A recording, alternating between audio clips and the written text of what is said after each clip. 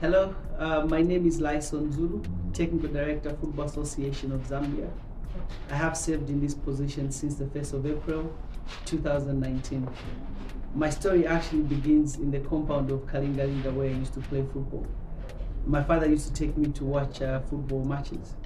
And I remember one particular weekend when we went to watch Zanaco play against Green Buffaloes. And I was amazed at how many people turned up to watch that game. But growing up in Kalingalinga, as you can imagine, things were not very easy. And I was very inspired by my dad, who also was a footballer himself. So growing up, I started to play football by joining a team called Youngsters, who used to train at Kalingalinga grounds. And from there, I joined Chiparamba. But before I joined Chiparamba, one weekend, there was a football tournament where EduSport Foundation had organized 22 teams to compete and to pick 22 players that were going to compete in Sweden and Norway at the Norway Cup and the Gothia Cup. So on this Saturday afternoon, we played in this tournament as they were looking for the 22 players. And I didn't have the best of tournaments, but I remember having a good final in which we won the whole tournament. And at the end of the tournament, they started calling out the names of the players who were going to travel as part of this selected team. And they mentioned all the 21 names, and the 22nd name on that list was Lyson Zulu. And this is where my story begins. So July of 2002, we traveled to Sweden. And I was so impressed with what Sweden was, because we created these images of what Europe would be like, you know, the food, the sceneries. And when we traveled, we were just amazed at everything that we witnessed and experienced. That year we did not do very well. We lost, I think in the quarterfinals to a team from Germany. And then we went to Norway. Again, we did not do very well, but at least we won as the most disciplined team in Gothia Cup. And that was a big achievement for us. So coming back to Zambia, it was a very big deal, you know, leaving the country, going to play in Europe. And therefore, many youngsters started asking us questions to share our experiences with them. And at that point, I think my eyes opened as to how much value I can add to the lives of the many young people that looked up to me. At that point, I took up, you know, the decision to start coaching and hopefully impart life skills in most of these young boys and girls. As a result of that, we created a group called the Umutima Boys, and this was a collective of boys that just wanted to make a difference in the community. We offered our services and our time to train these young boys and girls, not just in football skills, but also, you know, talk about life skills and other challenges that they might face as young people. And whilst doing this, I remember one afternoon I was busy conducting a workshop, and this was as part of the a project called the Ideals Project, which was a partnership between EduSport and UK Sport. So 6 sporting universities in the UK would come together and send students to Zambia to work with the local community coaches, of which I was one of them. So this particular afternoon, I was delivering a workshop, and little did I know that in this workshop was the deputy sports director of one of the biggest universities in the UK, University of Bath. Her name is Nikki Fossey Lewis. And I don't know what impressed her the most from this workshop. We started communicating. And then the following day, I had a game where I was playing against Nkwazi when I was playing for EduSport. And also I happened to have a very good game that day. And from that time, she was convinced that maybe I deserved the chance to study at the University of Bath. So from this meeting, she went back to the UK and, you know, spoke to some people there, trying to convince them of how this young boy that she's met in Zambia deserves a chance to be at one of the top universities in the world. And so I got a chance to trial at the University of Bath, and I came back to Zambia for like 2 months, and I received a call that I was successful, and that is how I moved to the UK to do my first degree in sports science. Sorry, my first degree was in a foundation degree in sports performance at the University of Bath. Whilst at the University of Bath, I played for the first team, and we won the British University Championship, which was my first gold medal. But I must mention also that from 2002 and 2003, I traveled with the team to Sweden and Norway to play in the U15 category.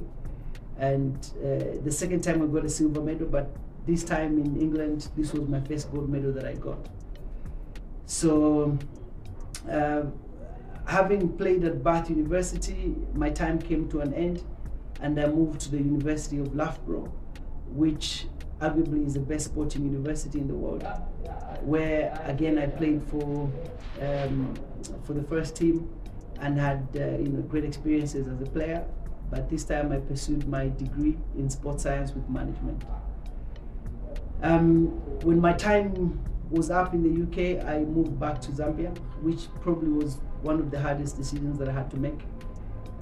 But my dream was to come and contribute to the development of sport in Zambia, and I do not regret that decision. I came back to Zambia, and I was appointed the head of football at the Olympic Youth Development Center, OIDC Zambia. I'd just taken over from Coach George Luandamina, who was the head of football before I came in.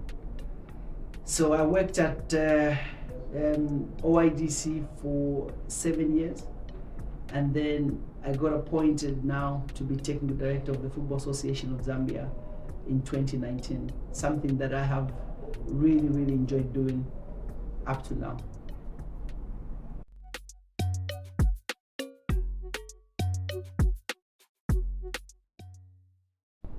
So I discovered my passion for sport when I first went to watch the Green Buffaloes versus Zanaco match. But then it's growing up in a home where my father was a footballer himself. He used to play for National Meeting FC. So we would follow him to training sessions and also kick a ball. And then you think, oh, actually I can do this. So the next thing is you join the local team and you progress through the ranks just like that. I think my dad has played a key role in this journey. He's been there, he's offered his advice, mostly from his experiences. But he's the main character from the beginning of this story until now.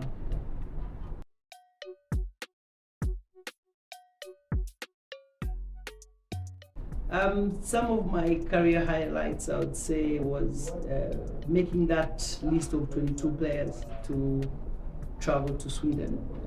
Growing up in Kalingalinga, the dream of playing in Europe was a bit far-fetched. So making that team was, one of the biggest moments of my life.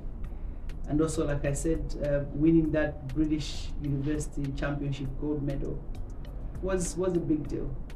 But none of these would beat the time that I played for the senior national team in an international friendly against Ghana in London. That was amazing. That was just unbelievable, and I think I'll put it up there as one of the best highlights.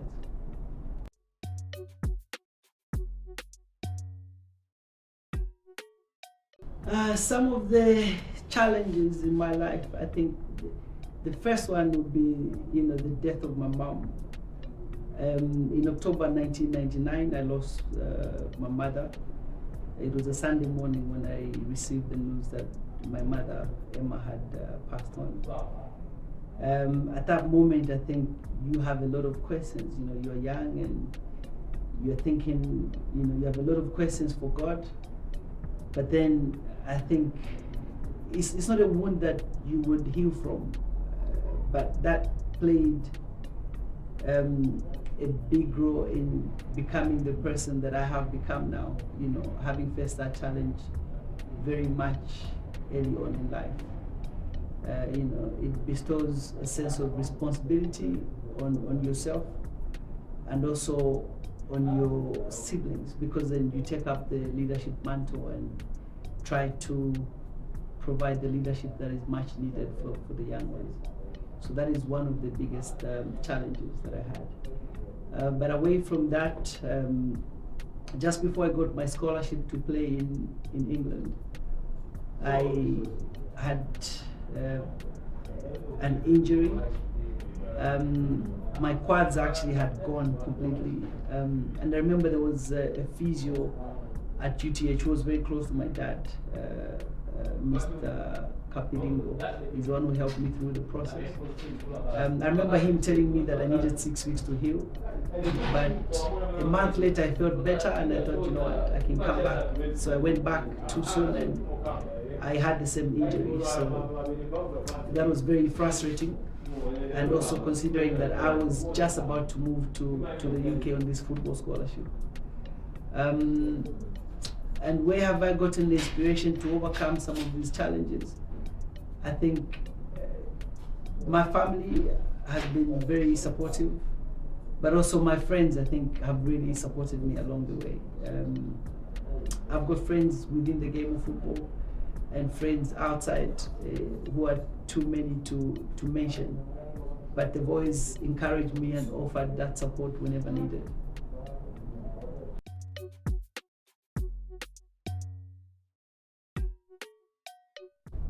What has been my impact on the game? There's a saying that you cannot coach unless you love the people that you coach. And I think football, just like any other sport, is about people. It's about the people that you interact with, you know, on a regular basis.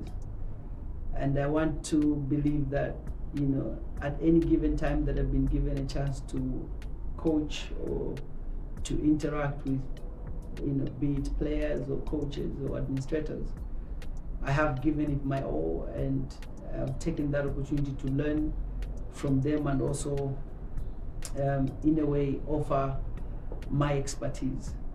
So my impact on football would be summarized in terms of the people that I've interacted with and those that have followed my works from a distance. So in summary, I think that will be my response to that question.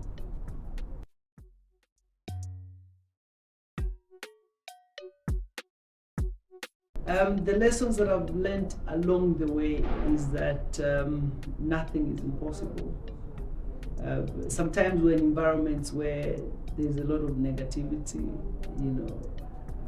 Even just growing up in Kalingalinga, you go to school, you know, you tell someone you come from Kalingalinga, and you know, they will have a profile for you. You know, if you come from this area, you cannot do this, you cannot become this. And sometimes you listen to that so many times you start to believe it. So I have learned that, you know, nothing is impossible. If you have dreams, you have goals, you should go out there and, you know, try and achieve them. You know, and in this life there will be people who are willing to work with you, to mentor you, to help you achieve those goals. You just have to align yourself. But most importantly, you have to believe in yourself, because I believe that God has put something in all of us. You have to identify that which God has placed in you, whatever gifts that God has given you. You have to identify them and try to work with them for you to realize your purpose in this life. And my advice to players, coaches, and administrators, I think the thing about sport which is sold mostly is high performance sport. You know, everyone wants to be on TV, everyone wants to play for the biggest teams. And sometimes that might not be your path. You know, you might have the gift to teach, you know, which means you can become a good coach, or you might be one of the best administrators. You know, we have seen time and time again where young people have not exactly made it to the top, but they have something to offer to the sport. So don't get frustrated. If you've gone all the way to play at the highest level, well and good. but football is big enough to offer different opportunities in different capacities to serve and to develop the sport. But all in all, I think in whatever we do as sportsmen, we have to use the influence that we have in the game to spread good values. We have to use the influence that we have in the game also to inspire young people to become better, and hopefully use the same influence to, to teach about the greater good, which is, the power of God in our lives.